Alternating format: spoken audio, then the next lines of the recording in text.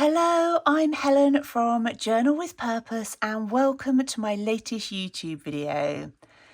I've received quite a few questions about how I've been getting on with my Hobonichi this year, as I've always done bullet journaling in the past, well for many years now, and I'm absolutely loving it. So I thought today I'd share a flip through of my 6 months in this Hobonichi.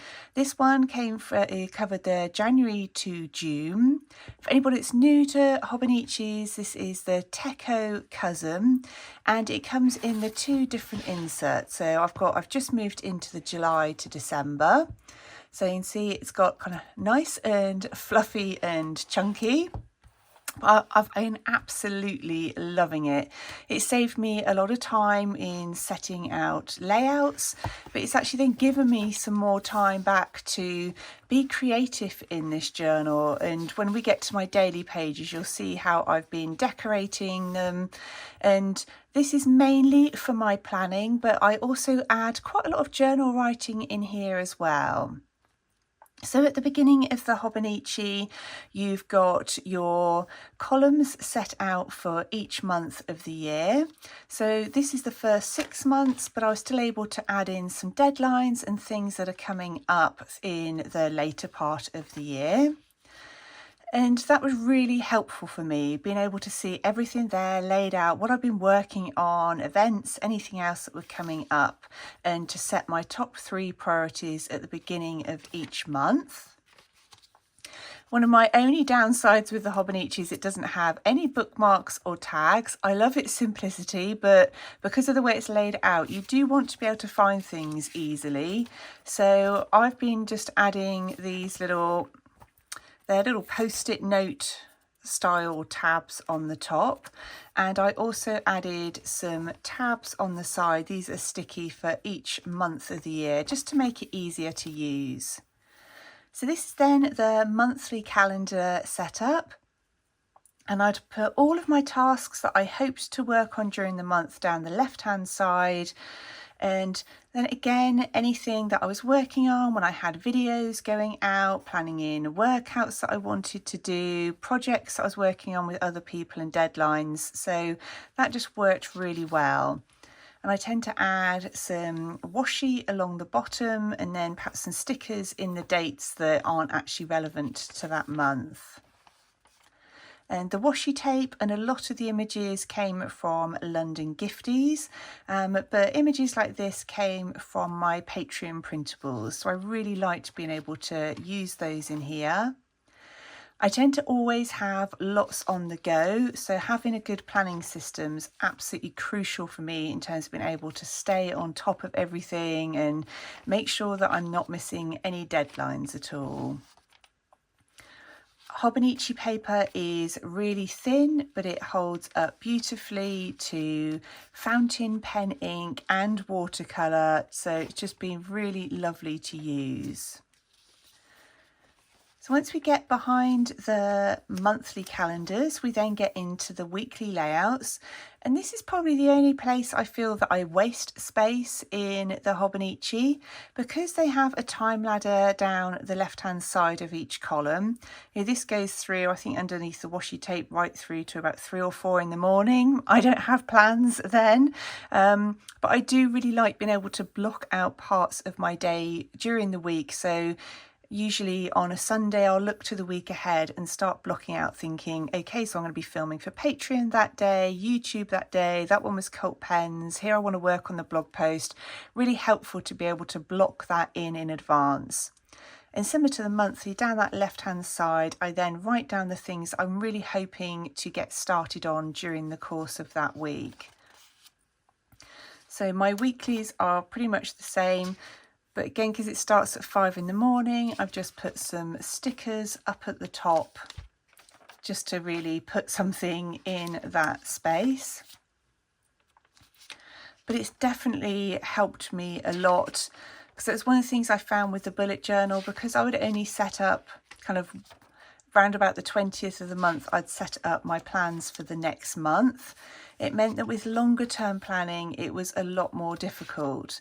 So I could create future logs and things like that, but I felt like I was always having to create some more layouts to make sure that I could plan out my longer term goals. If I had big projects I wanted to work on, then I really needed to keep setting up more layouts so that I could block all of that time out and make sure that I was doing the things I wanted to do. I love the fact that with this I can just find the monthly calendar and just start penciling things in if I want to.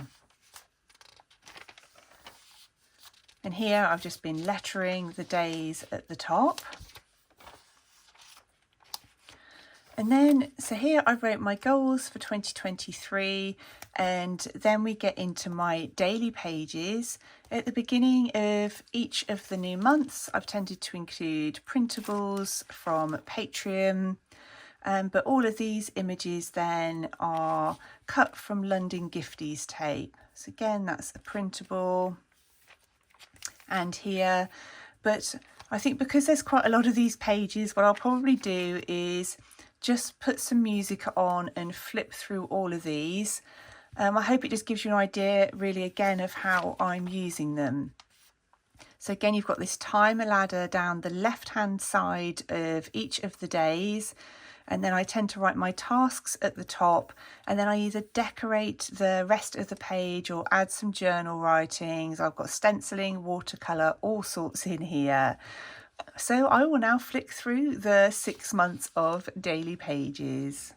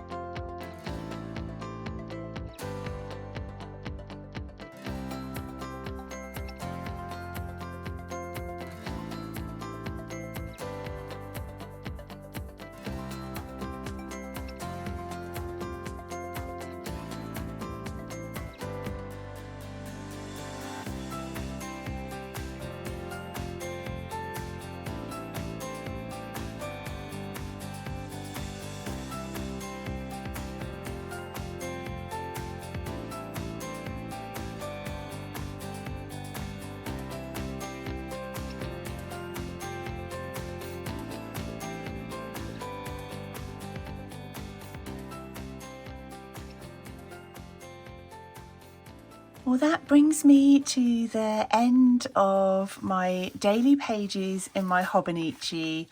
I really hope you've enjoyed seeing how I've used this journal. Just in case you have any questions on the little symbols I use, I always put a dot next to each task, exactly like I did with bullet journaling. If I finish the task, I put a cross through it.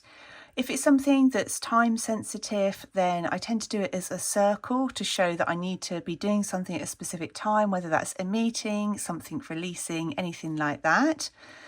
If I didn't get around to do it, then I put a little forward arrow to make sure that I move it on to the next day.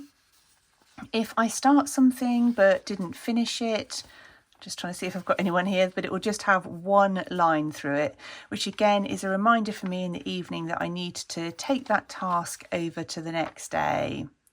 So I really hope you enjoyed watching this. If you've got any questions at all, then please do just leave them down below. As always, I want to say a massive thank you to everybody who's joined me over on Patreon. Well, thank you ever so much for watching. I hope you're doing really well, and I look forward to speaking with you really soon in my next video.